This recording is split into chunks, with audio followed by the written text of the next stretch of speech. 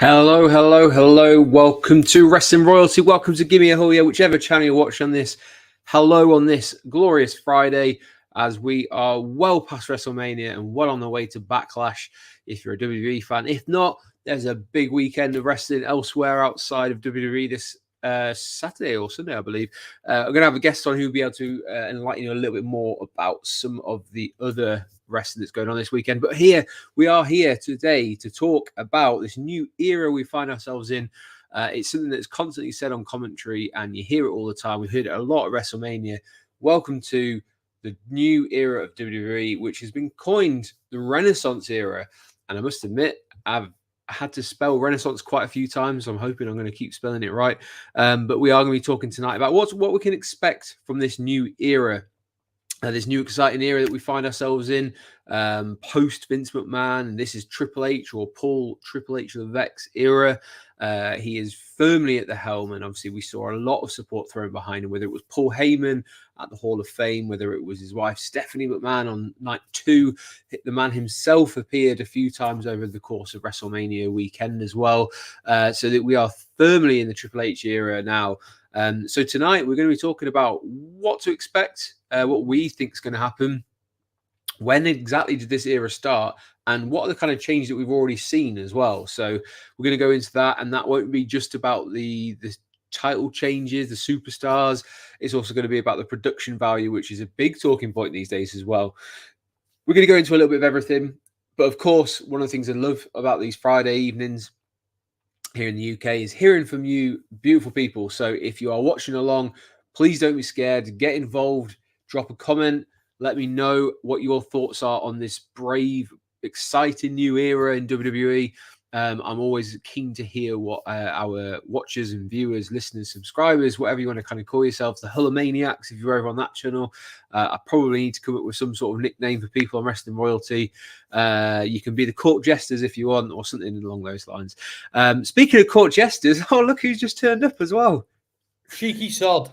I'm going to get us both demonetized for that deliberately. But I couldn't think of any other way to segue through. But here we have. He is no court jester. He is, of course, I own it. No. I own it. I own it. Mr. Sam Smith has joined us.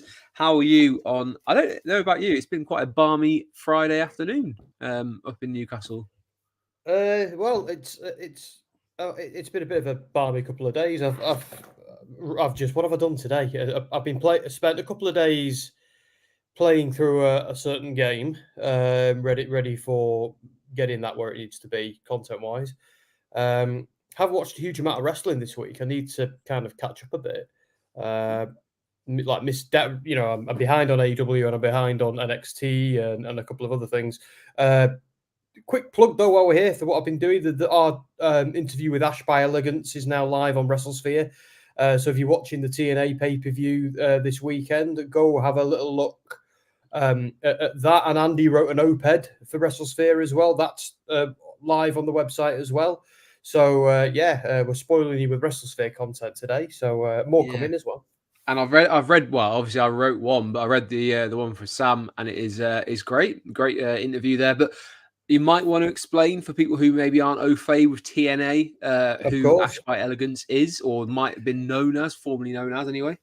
Yeah, Ash by Elegance is, of course, formerly known as Dana Brooke in WWE. And we do talk about her time in WWE a bit. And we talk about, like, if she was to now go in a Royal Rumble, which is becoming customary for TNA knockouts.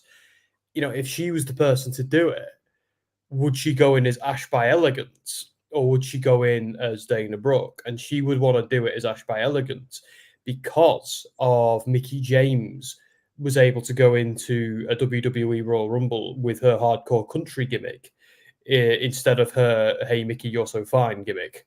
Makes sense. Yeah, I thought it was pretty cool. But yeah, she was. I have to say, you know, here in front of everyone, she was one of the most endearing people, endearing wrestlers I've ever spoken to. She really took me by surprise with how.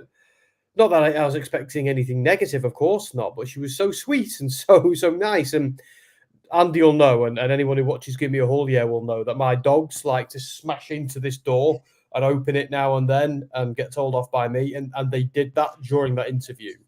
And she laughed her head off at it. She thought it was really funny, and my dogs kicked off, and her dogs overheard my dogs, and her dogs started kicking off. So there you go. Once again, my dog Finley is more over than me, and apparently Dana Brooke. Well, be sure to check that out. You can read it right now on WrestleSphere, and I'm sure over the course of the next few days you'll get to hit even more from Ash by Elegance. Easy for me to say. We've got a couple of people in already. We've got our trusty moderator Mark is in the house. Always happy to drop some knowledge, and we will kind of cover off some of the bits as we go along. But Mark says Mania 41 will likely be in May. There is rumours floating by, I think it was Fightful might have released it, that WWE have been discussing the possibility of moving WrestleMania to May, possibly due to having nicer weather a month later rather than April.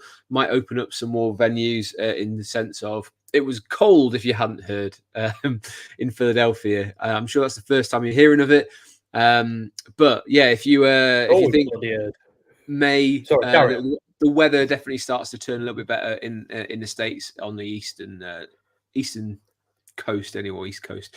There are also rumors that maybe Gable, after his shocking heel turn on Monday night, which Sam did call, but at WrestleMania, but let's face it, Gable was on Mania, so it was pretty much the next opportunity they had. So yeah, Chad Gable now villainous, doing a German suplex on Sami Zayn while he was hugging his wife. Can't be doing that. But yeah, there is rumors that Chad Gable could be aligning himself with a heelish turn for I've forgotten the names. The Diamond Mine. Creed Brothers. That's the one I was going for. Yeah, Diamond Mine. They used to be called Creed Brothers, who have been getting over. I thought they've had some fantastic matches. The triple threat match. So good. But I love the idea of, because I think it works beautifully. Like, he's kind of the because he's got that mastermind mentality, and I've wanted to see this heel version of Chad Gable for years. Because when he's been a heel, he's been a silly heel. Oh, thank you, and all of that, and that's okay. But I want to see him be a killer, and him with these guys, all these collegiate wrestlers, like the Creed brothers, them together is a match made in heaven. I can't wait. I hope this is true. This rumor. I hope it's true. Yeah, I mean, it certainly makes sense when you think their backgrounds and the way they're presented, even the way that they dress. Like, it's all quite similar, and it feels like it's been on the cards a little while. Really cool spot for Gable to find himself in, that he closed out Raw as a villainous heel. We'll get into a couple of bits of pieces that happen on Raw as well, but tonight we are going to be talking more generally about this new era that we find ourselves in. But I just want to say hello to Eva, who says good evening, who is watching along on Facebook by the looks of it as well. Always great to have people in from whether it's YouTube, Facebook, Twitter, anywhere, as long as you're watching us. Feel free to drop as many comments as you like, and I hope you're having a wonderful Friday as well. So I'll add this in. We'll get into everything basically about what we're hoping to cover. Is basically just like, what is this new era? What are we expecting? What are the changes that we've already seen? And spoiler alert, there's a lot of changes that's already happened.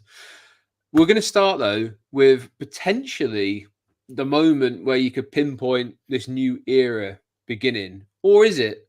This is probably the first thing we should cover. Is this a new thing, Sam, that we saw at WrestleMania? Was that the start of the era? Or had it already begun a little bit further back?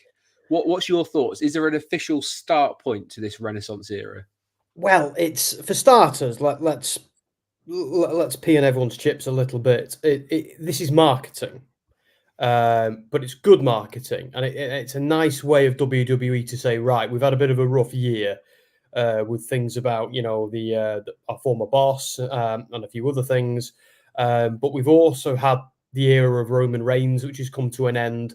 But the whole point of having so what's happened here is Luke Skywalker has overthrown the Emperor, basically. Jey Uso could be Darth Vader in some respects here, because he's he saw the light and then did the right thing.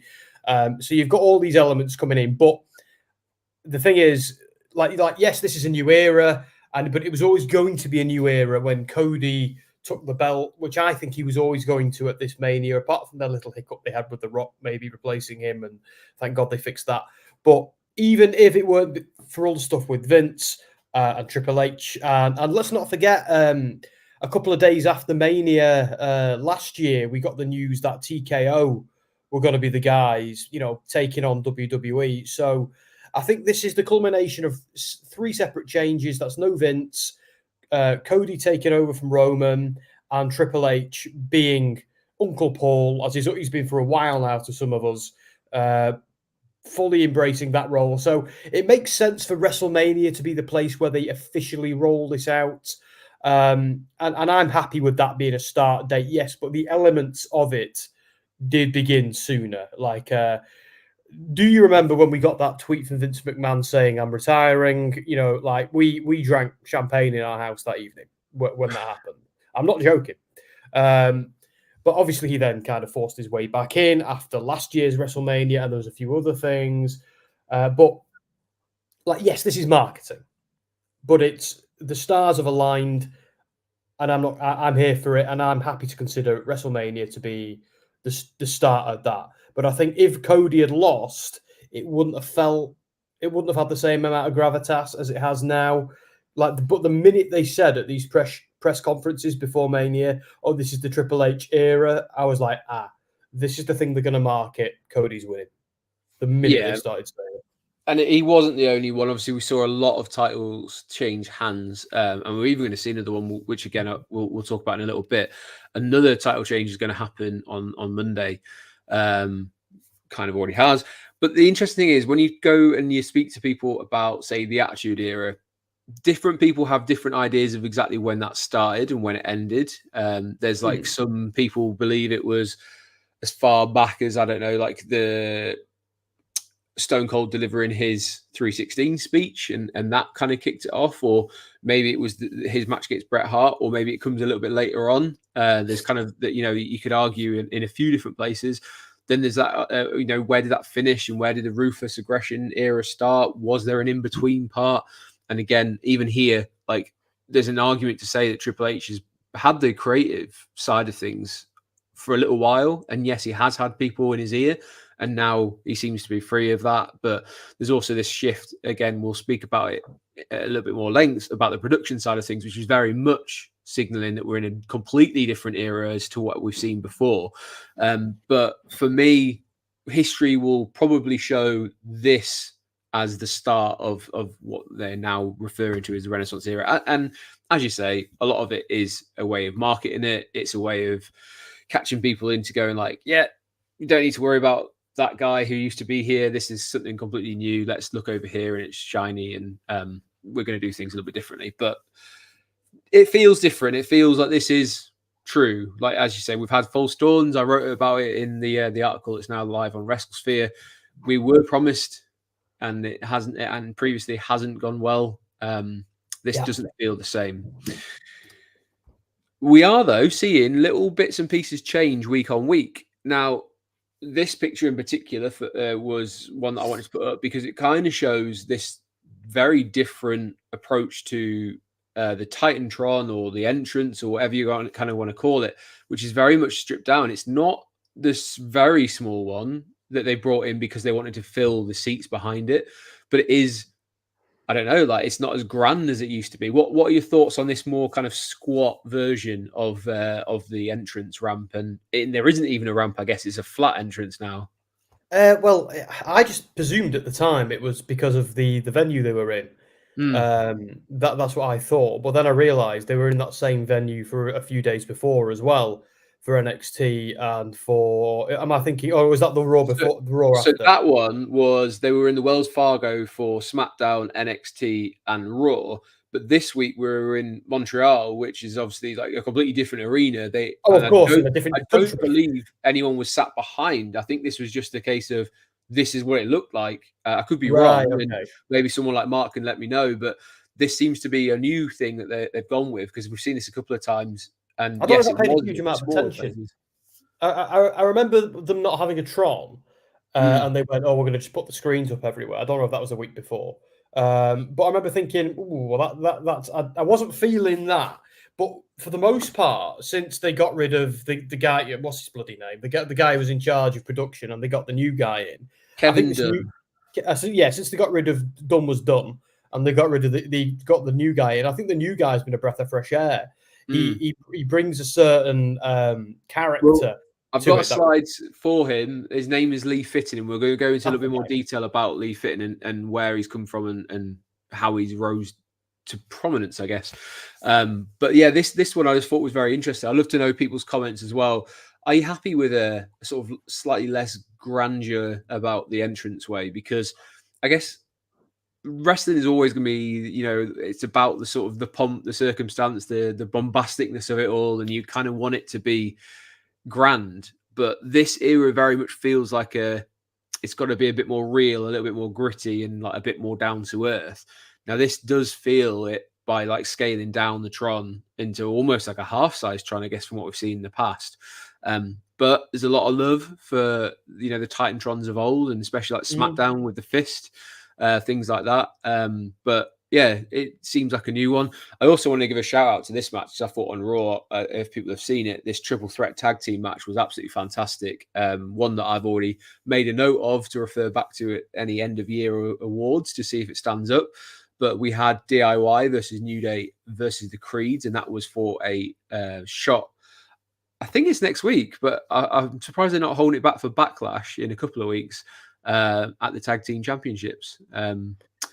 But yeah, speaking of the Tag Team Championships, another new thing. Turn off this heater, mate. Sorry, I'm just going to turn off this heater. Another thing happened on Monday night, which was we were the first time seeing these World Tag Team Championships. Now, this is a rebrand and a redesign away from those giant bronze penny things that we were getting, where it was a blue set and a red set. And now that we've officially split them at WrestleMania, these are the Raw side of things, where, as I say, you can see it on the title, the World Tag Team Championships, which are currently held by Awesome Truth, which feels absolutely ridiculous to say in 2024. Hopefully it's not for too long, as there's a lot of decent tag teams out there, which presumably is the reason why they've split the titles. Sam, what's your thoughts on the design first of all, and where will those penny ones fit in the sense of like belts of when we look back at it in a few years' time? Well, I've never really been a fan of the current the other design with like the Spartan helmets, like the red and the blue. I've never really been a fan of any of that. So I much prefer belts being gold, and I kind of like how they're like little miniature versions of the new big gold belt, the new heavyweight championship. Yeah. So, but I've got a concern, and my concern is what happens tonight on SmackDown, because I'm really worried that they're going to do what they've done with the women's championships, and they've just made it a bit of a confusing mess where they've essentially got the same name, drop a word.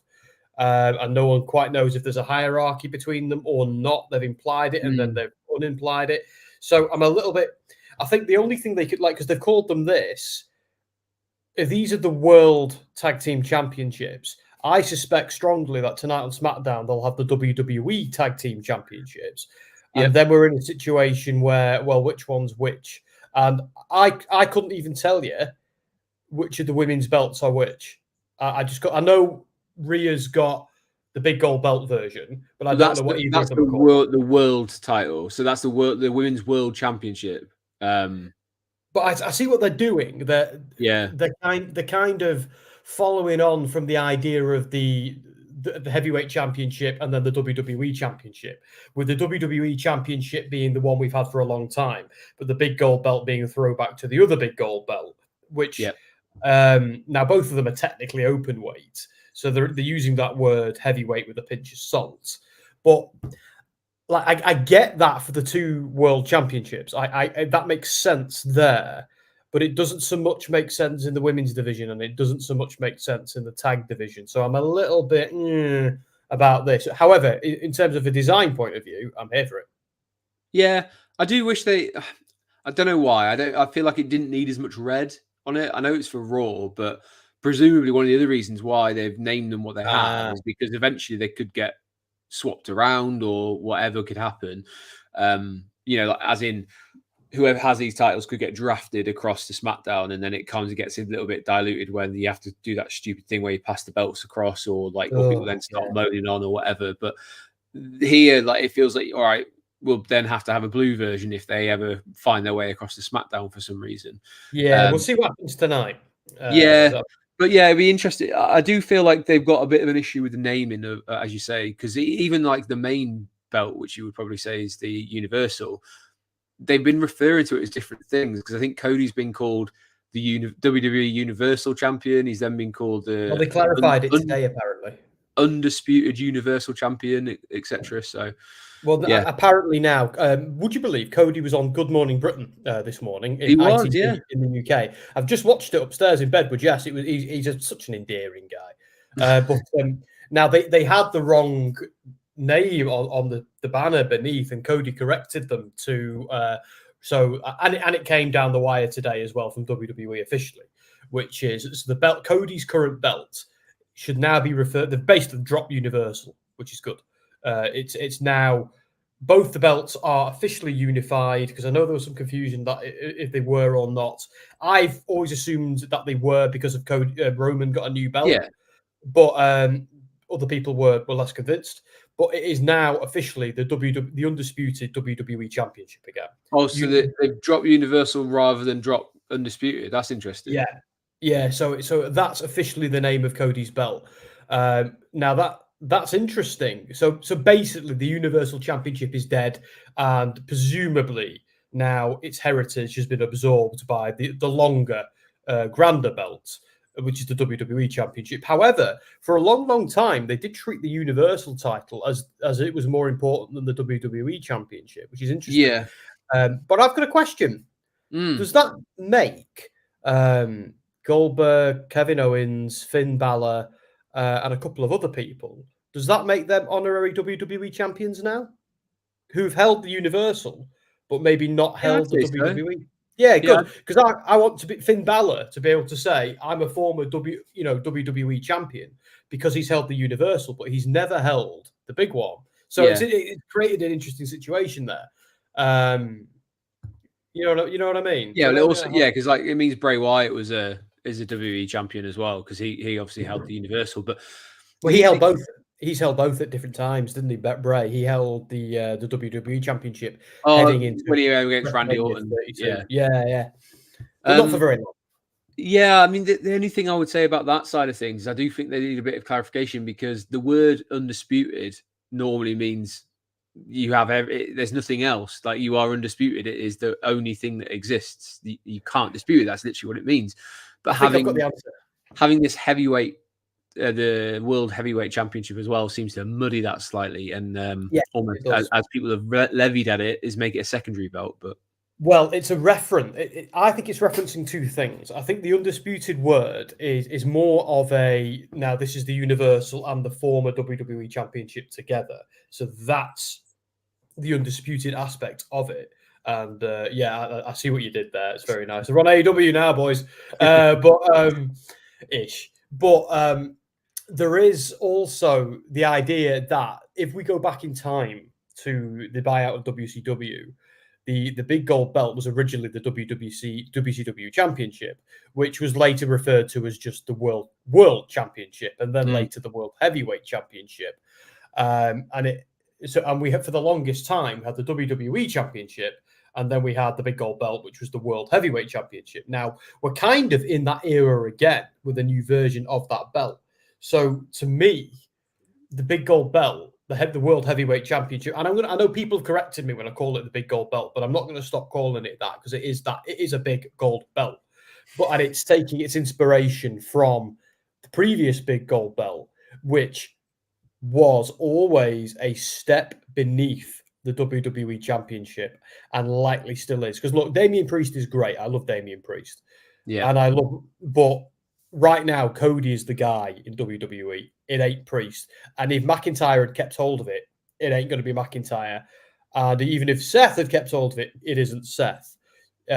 Seth was a strong number two, perhaps. That sounds awful.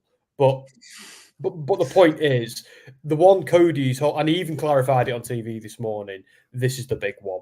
So that undisputed, whether we like it or not, the heavyweight championship is just the rung beneath. Well, this is the one that he wanted when he said Yes. about being handed it, and it's the one that his dad never had, and things like that. So, like, for Cody, great. I will ask you before we move on, though. Out of 10, what are you rating these titles? These belts. Well, they're not. They don't. Again, I'm worried about what's like the branding of them. But in terms of designs, I've seen better, but I've seen worse. So I don't know. 8, 7.5. Oh, okay. I don't want to hate on them, but they're a step up. They are nice that they're uniformed. I guess with like they're very much fit in with the rest of the Raw belts. Yeah, interesting one. I'm still on the fence because I always feel like when you see them under the lights like this, I don't think it does them fully justice. When I've seen the renders of them, on WWE.com, I think they look a little bit better personally. And even when they're around someone's waist or on their shoulder, they also look slightly better anyway. And in isolation, it's difficult. I will say they're not a patch, and nothing else has come on a patch on the NXT UK Tag Team Championships, which quite frankly were absolutely beautiful. And you can actually buy them. They're on sale at the moment on Euroshop. So if you want a lovely looking belt, then maybe consider that one. But yeah, I love Euroshop. I love it so much. We did mention before about a certain Mr. Lee Fitting, who is the gentleman who's taken over from Kevin Dunn. Now, Kevin Dunn was actually, would you believe it, was in charge of production for 30 years in WWE, which is possibly why things feel so different from January onwards.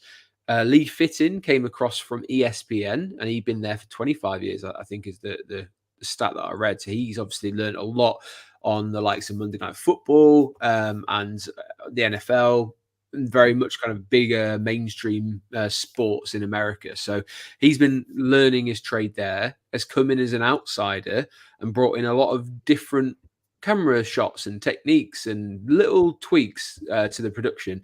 I think his official title is he's in charge of media and production, which is quite a big overarching thing. But certainly his name was bandied around a lot over WrestleMania weekends.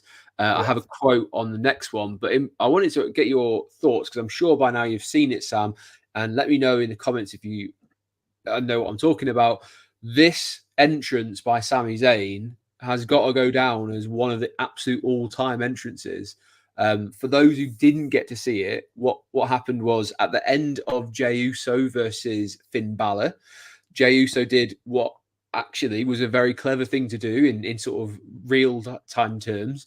He was going to get jumped by the rest of Judgment Day. So instead of fighting and getting beaten down, he just left and went through the crowd because they wouldn't follow him. In fact, he kind of fought a few of them off, ran up the stairs. The camera followed him through the concourse and out to the front door.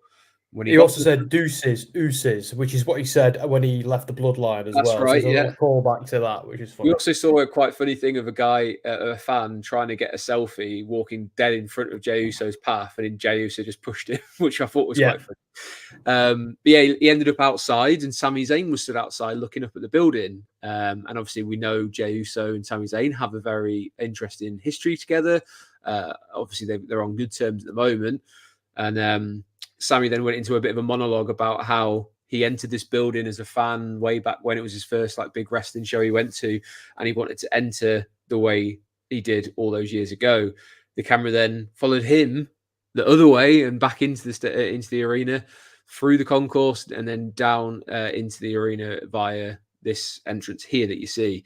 The crowd went absolutely ballistic for this, as did social media. This was a sort of camera angle or a shot that we maybe saw a couple of times back in the Attitude Era. They weren't afraid to go into the concourse, but I think that long panning shot that they had, where it was one continuous shot, was something completely different. What did you make of it? What were your thoughts on this particular moment? It was interesting. I think there were certain times where he felt like a little bit of a rabbit. He looked like a little bit of a rabbit in a headlights, but that's his personality. So it was all right. And I think he made a mess of the bins. I was like, oh, Sammy, someone's got to clean that up. But yeah, when I first saw it, when he was just wistfully staring up at the building, I thought, oh, they forgot. He just happens to be there, does he? Okay. Jay just happens to decide to leave, and there's his best friend stood looking up. They had a nice, the bromance between Jay and Sammy It was something I called back when when everything went horribly wrong and the Bloodline kicked Sami out. I remember thinking these two need to ride again, otherwise there's no justice in the world. And they do, and it's nice that they do their own thing, but at the same time, they haven't forgotten that story of that important relationship between the two of them. But yeah, generally speaking, it was they also did it for the Montreal crowd as well. So it was a nice thing for them. This is the place where Sami used to come and watch wrestling. So I completely understand why they did it. It was a nice moment. And what I like about it as well is even though Cody was on this show, and I think what's he called? Damian Priest was on the show as well. Sami Zayn as the IC champion felt like a big deal. Like Sami doesn't feel like a mid-card champion. He feels like a big deal. And now it's only a matter of time before he's met his first challenge in Gable, which I can't wait for. But yeah. I know we've literally just seen them wrestle, and I already can't wait to see it happen again. But yeah, this was great. Of course it was. So aspects of it weren't for me, but I sometimes think that's a presentation thing with Sami, but nobody else is like him. So I'm here with it. I'm here for it. I'm all right with it. Yeah, I mean, it certainly felt, as you mentioned about the Montreal crowd, it was good timing for Sami because he got a very strange reaction to winning the IC belt. I think a lot of people didn't like the fact it was maybe him because he's a multiple-time IC holder, and it was very much a case of, even being in there was a lot of people going, really? Sammy's the guy who's going to beat Gunther. Like, it wasn't even the fact of beating Gunther at WrestleMania. It was the fact that he was the guy who stopped this longest ever IC run happening and brought Gunther down. And it was a good match. I had fun with it. I thought it was a great match, but very much the reaction inside the link was a bit of confusion that Sami was the guy. I think this show was important. It came at a great time to show that Sami Zayn is actually very much a fan favorite. And yes, it was in his hometown, but if you're not fully aware and you just see people like, oh, okay, I should be rooting for Sami. He's a good guy. Everyone else here seems to be. So, good moment for him. And it got him a lot of sympathy at the end as well, which again, very important to the storyline. And one of the last times they were there, let's not forget, he had that loss. I don't know if it's the same venue, but they had that loss against Roman Reigns, where the crowd were really behind him. A friend of mine, actually, and a colleague of mine was in the building at the time. He was on business and he thought, you know what, I'm going to go and see a WWE show because I'm in town. And what a show did he go to see? Yeah. And he said the atmosphere in there was electric, particularly when Sami came out. So giving them this moment and then the betrayal just made it even stronger. But one thing I'll say about the story is because I never understood that point of view. Because to me, and you and I have had this conversation weeks and weeks ago as well, I always interpreted this story as, look, Sami is the one. Sami is the one who has got Gunther's number, but he needed Chad just to give him another ingredient. But the difference is where Chad has that ingredient, he doesn't have the rest of the recipe. He just has that ingredient. And in giving that to Sami, Sami's got the formula. So that was always the way I interpreted it. And I'm not being funny. Chad Gable being made out to be this family man and everything, they telegraphed this heel turn months ago. Because the story here wasn't about Chad being the guy. It was about Sami being the guy and Chad losing his mind over that and the frustration he feels as an athlete and him giving up and going to the dark side. I feel like they've layered this story well, but I don't know if there's something WWE has done wrong in maybe not making that clear. But then at the same time, Chad's to me, I was wait for it. But for a lot of people, this was a shocking moment where for me, I thought it was coming at Mania. And the minute it didn't happen at Mania, I thought, right, so what happens now is he gives Gable the opportunity. Yeah. And then Gable loses his mind when he loses. Because Gable was under the impression that because I gave you the special sauce to beat Gunther and I've been training you, I know all of the gaps in your armor, but he didn't. And that is a great... It's like Marvel comics always have villains who are sympathetic. Chad Gable is a sympathetic villain, and they're the best kind of villains because it's you struggle with your emotions for them. And WWE recently has been doing a better job with its heels. Like Liv Morgan is another example. We've just seen Liv Morgan turn heel, and she said on TV the other day, "Why are you booing me? This bloody bitch did it to me, and I just got my own back." Now, we know as fans, Liv went about this the wrong way. Liv should have done that in the ring, not as a backstage attack. But from an ethics point of view, Liv is saying, "Hang on a minute, I'm the good guy in this story, not Rhea bloody Ripley. You've all got short memories." And they've done it with McIntyre, they've done it with AJ Styles. This new sympathetic, justified heel thing seems to be. Now, you can't do that with every heel, but right now, I think it makes better stories. They can't do it every time, but for everybody they've done it for so far, it's just been storytelling magic. Like CM Punk seemed like a bit of a monster with what he did to McIntyre. It was like he was pushing him. Like, I'm now sympathetic with McIntyre again because of what Punk did to him the other day. So, like, don't get me wrong, Punk is the babyface in this story, and Drew deserves it for being such a douche for a few months. But they're making me feel something for McIntyre, like they did for Chad, and it's just so much better than it's ever been because of that. Sorry, I've been monologuing. Over to you. No, I get it, and like I'm not sure Chad neatly fits into that, that kind of category, but I get what you mean, because I think WWE's they have to realize sometimes that fans will pick their favorites, and they won't be the person that they're expecting. I think Chad was very much one of those people, and people were maybe expecting him to be involved in WrestleMania somehow. Something felt a little bit off when he wasn't even involved in the Andre the Giant memorial thing the night before WrestleMania, which suggested there was something bigger in the pipeline coming out of that as well. So that's what they wanted you to think, though. That's why they did it. That's what's frustrating in a way, because Chad did get screwed out of a Mania moment. Like, he really did. We're all right about that. But that, in my opinion, adds to the tragedy. Chad has got every right to be annoyed. But the fact of the matter is, in this story, he was not good enough, and he thought he was. So it's his delusions and his arrogance that make him a heel now, and the fact that he's chosen to go about it the wrong way. Because it gives you that conflict as well, though, as a fan. Is like, actually, like, I kind of want him to win in some respects, but you can't be German suplexing someone like when they're hugging their wife. It just feels like that's a very, very villainous thing to do. So, there's shades of it as well. But the McIntyre and CM Punk stuff, a completely different conversation, but a very great one to have, because, quite frankly, like, everyone in the stadium was like, "Drew, you got to get yourself out." And I think I shared that video with you where there's the woman screaming, like, "You did this to yourself. Like, just leave. Just take the belt and leave." Like, fantastic. It was true. Like, everyone in the stadium was like, Damian Priest is blatantly waiting backstage. So, like, stop getting to CM Punk's face. And he just would not learn. He knew what was going to happen, and he did it anyway. So, I heard rumors today that Drew's deal is imminently about to be signed, because he is feeling the creativity's back again. So I think he's happy with the direction. And quite frankly, what's he got? Potential match with Damian Priest, potential match with CM Punk. After that, Rollins again. Got, like, Rollins again.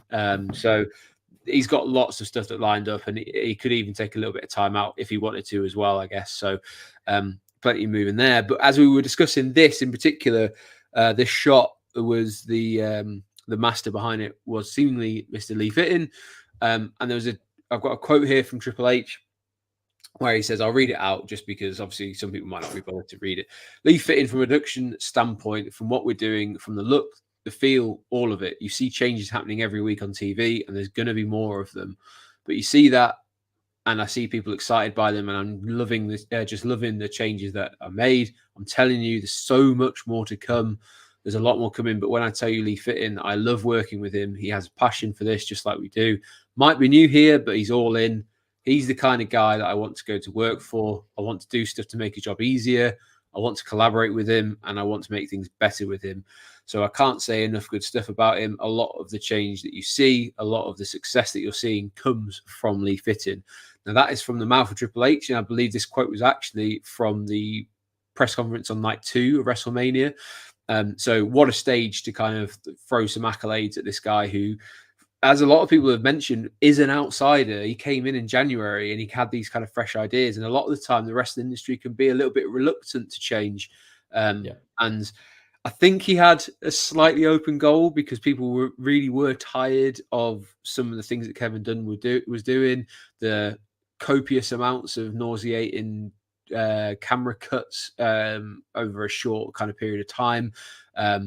No one will ever forget seeing the video of the cameraman kind of panning up and down when there was chair shots going on. And yes, it's to make you understand the impact behind it and what it's supposed to feel like, but it doesn't hit quite right. And like, it's almost kind of taking the piss out of fans to a degree as well when you have to kind of do that sort of stuff. But instead, they've been replaced with these nice shots of meandering out of the concourses and then seeing the kind of the scope of the arena and how like many people are in the building, or the ones where you see it. Even AEW has started changing the way that they have their production. And I saw the exact same kind of camera shot.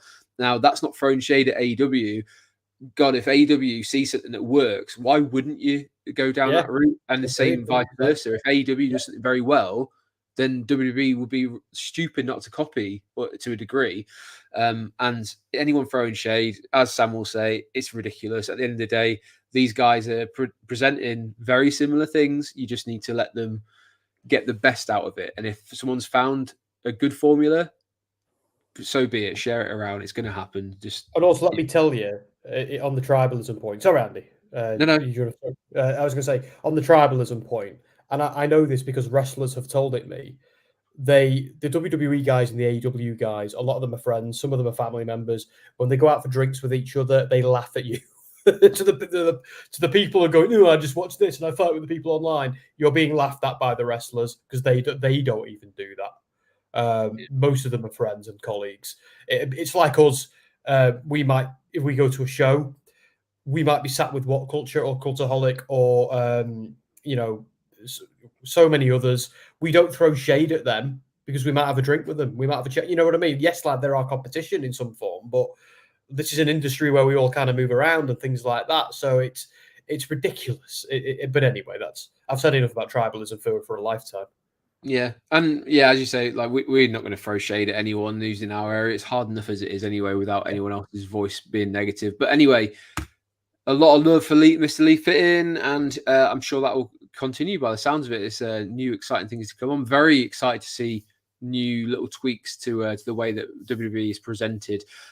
Did you see, before we move on to this, I don't know, I know you said you're a little bit behind, on NXT, we've started getting very similar ones. They had a drone shot a couple of weeks ago where it started outside and it followed the queue of fans coming in, and then it kind of like diverted a little bit, and then you saw a couple of the tag teams talking outside and walking towards the building, and you saw them, and then the commentators, Vic Joseph, was able to kind of explain, oh, they're going to be seeing this tonight, or they're going to be doing this tonight, and oh, there's such and such who's going to be, and it felt like a natural way to kind of showcase,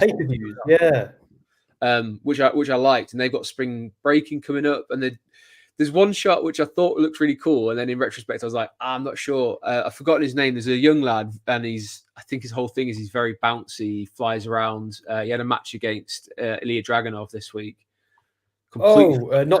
Not Yvonne Evans, yes. Not him. Was it him? Yeah, he's brilliant. Absolutely. What a had a shot a couple of weeks. He jumped out the ring over the top rope, and they showed a camera angle where the person was underneath him, so you just saw him fly across the screen. Saw that. And then I was like, I like it, but at the same time, why was the cameraman just lying there on the off chance he's going to get that shot? It kind of feels like, that's maybe a bit too set up. So I like it, but I don't like it. So they're going to hit and miss on these things, is what I'm saying. I'm happy to suspend my disbelief on something that looks that cool. Because the first time I saw them do that, did you watch Level Up at all? Yes. Because I think they first did that on a Level Up episode, and it blew me away a little bit. I was like, oh, and then I think they've kind of made that his thing. You know how Joaquin Wilde's thing is now getting fired by the ropes. Yeah. I think they've made that Javon Evans move. That's just going to be the thing he does. And look, if that kid goes on to have a really successful career, we might end up seeing that shot in WrestleMania one day. So I hope so. I think it's pretty cool. But do you know, like, it's a bit like the Sea Monster thing. Lee Evans, not Lee Evans, he's a bloody comedian. Keith Lee used to do. Keith Lee used to do this spot, and he's done it in AEW, he's done it in NXT, and he's done it where in he just pops up behind them. Yeah, but his head just slowly rises like a sea monster, and I call it the Sea Monster spot. I think I stole that from Brian Alvarez, but that is ridiculous. But it worked, and it was funny. And every time it happened, the crowd would see it on the screen, and they'd start the UF up chant, UF'd up. So it's what you see on like a horror film, isn't it? Where you see like Jason like kind of pop up in the background, or Mike Myers sort of thing. So, we've got Clarky One in the house. So it's the Renaissance era. I like the sound. Like that sounds cool, man. Good word. It is cool. Until you then have to keep writing it and then realize I'm not sure if I spelled it right, even though I've written it 6 or 7 times. It's damn French word, isn't it, to try and spell? It's also a long word with lots of S's, I's, and A's. So it's like, Yeah. But we are, as I said at the top of the show, we're going to get another new champion. And this is someone who actually was one of only 2, I believe, champions that defended their title successfully at WrestleMania. Rhea Ripley, as Sam mentioned before, was taken out by Liv Morgan. A lot of people talking as to why she's having to give it up when we didn't see Roman for months at a time and things like that. You've got to suspend your disbelief sometimes, and there must be a reason why this time they are compared to that time. They obviously had plans for Roman, that they knew what they wanted to do here. Here, it might be a legitimate injury where they're not sure how long it's going to be. It might be like moving parts. Does she have to have surgery? Such and such things. And quite frankly, I don't think it's the worst thing for Rhea Ripley to have lost the title this way, because it was getting to the point where who's going to take it off of her? And this gives her a nice little wrinkle when she comes back as to, I never lost the title. I'm going to destroy whoever it is. And she has to chase again. That's not a bad thing. It's a happy, I've felt really guilty about this all week. Because it's like, I've thought to myself, and I was fantasy booking it. I was like, right, well, this creates sympathy for her. She hasn't lost it in the ring. She's lost it due to injury and an attack in kayfabe. So she's still got her status as the champion. She never properly lost it. She has to relinquish it. This gives somebody else the opportunity to hold it, to get elevated, to fight over it, while she can rush to a comeback. And this just makes her a bigger baby face. It also plays into the story of the fractures between Judgment Day. Balor doesn't have a belt now. There's something's got to play out there. They've got to be careful they don't mimic the bloodline too much. But this creates so many storyline opportunities. I don't want to say a blessing in disguise, because I wouldn't ever wish injury on anyone. Certainly not Rhea Ripley. But I actually do think this could turn out to, I don't want to say be a positive, but from a storyline point of view, there's a lot they can do with it. Yeah. They can make lemonade from these lemons, is what I'm saying. There's lots of lemonade they can make from these lemons. I actually, obviously, and I think you're right. I think with this injury, this isn't just like, we can't really compare it to the Roman Reigns thing, because we don't know what this is yet. We don't know how long it's going to be. So they've got to just play it by ear a little bit. And in the meantime, the show must go on, and Rhea knows that. And I think she's smart enough to know as well, like, hang on a minute, from a booking point of view, this is brilliant. Because, like, if anyone doesn't think they're putting this back on her, like, this is kind of like a Josh Alexander situation in TNA. Josh had the belt. He was kicking ass. One of the most impactful champions. You see what I did there? Impactful champions we ever had. Then he has to lose it due to injury. But his chase is now, he's their Cody Rhodes. So when he actually eventually does get that belt back, which I think will be at Bound for Glory this year, it'll be a huge moment after the rebrand, and it'll mean more than it ever meant if you just held it this whole time. So this can be a happy accident, and I think it will be for Rhea. Yeah, and I think it is an unfortunate opportunity, but one nevertheless, that there's a lot of women who now need to step forward, and they need to prove that they can be as successful and popular as Rhea has been as champion. And it's a big job, but someone's got to be ready to go for it, whether that's someone like Liv Morgan, whether it would be someone else like Nia Jax or there's a whole host of people. So we await with bated breath to see how they're going to crown a new champion, and whether it will be. I don't know why they're doing it now when they've got a pay-per-view coming up in a couple of weeks, but maybe they'll stretch it out a little bit further to Backlash, and that'll be where we go with it. I think it's storytelling reasons. If you want to find out, there's someone you can watch it along with each Monday, which is Mr. Dan Hargreaves on Give Me a Hell Yeah. So make sure you are subscribed, hit that subscribe button, and Dan is the man for Monday Night Raw. We will be covering a little bit about SmackDown before we head off, because we have the man for SmackDown on with us right now. But yeah, if you want to find out along with another host of Give Me a Hell Yeah, tune in on Monday night with Dan, and you'll find out how they're going to crown a new champion. Quick one. Another example is CM Punk. Like yes, we were going to get the Rollins Punk match, but obviously it sucks for Punk to come back in and then quickly get that injury straight away. But look what it's given us.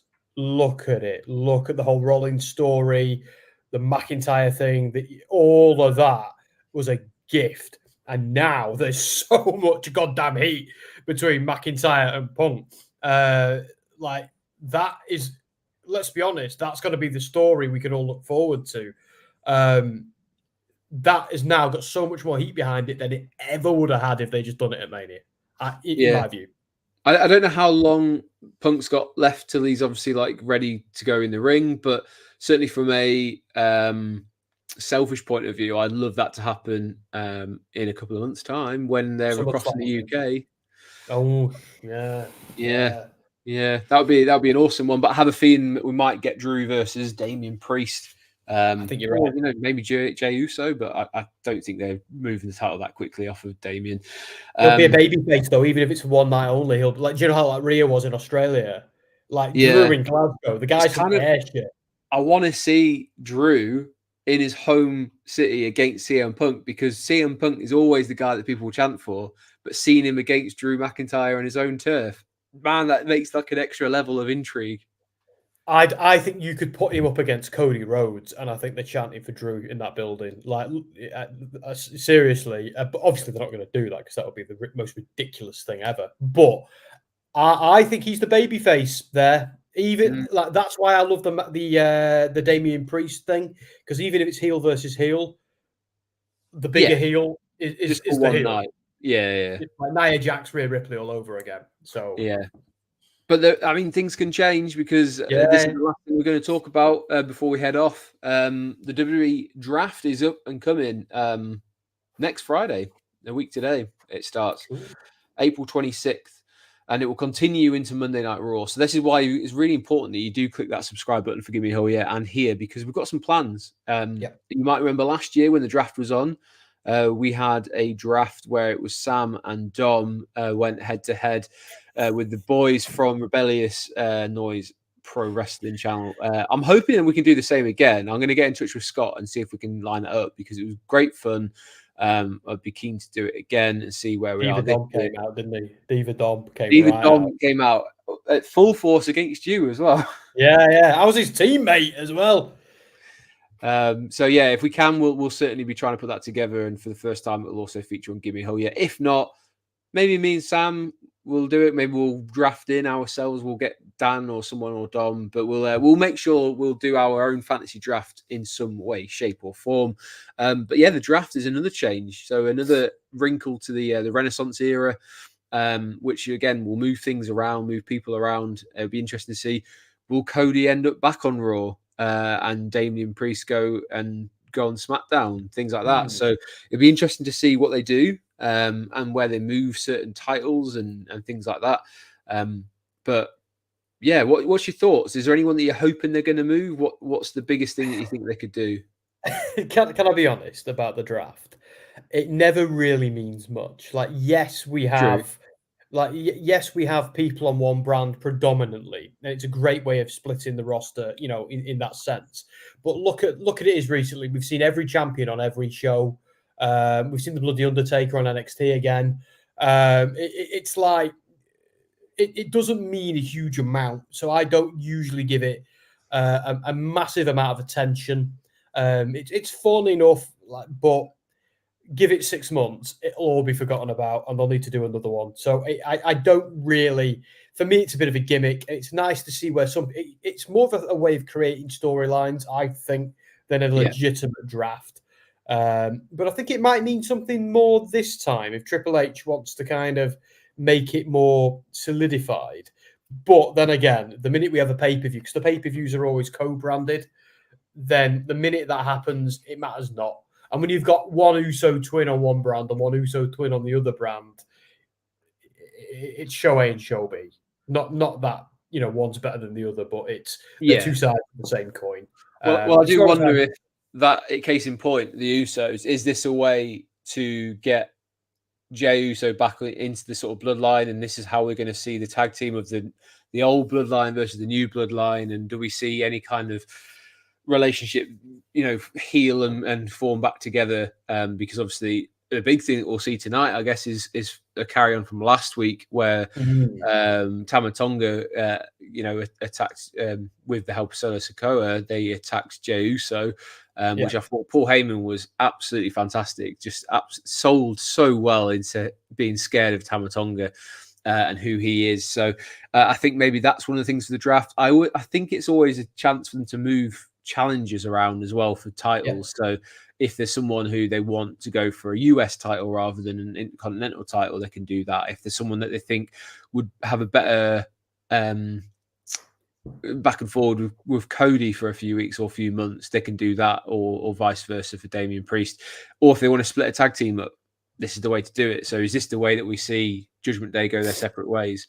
Little bits and pieces like that. Sorry, mate, go on.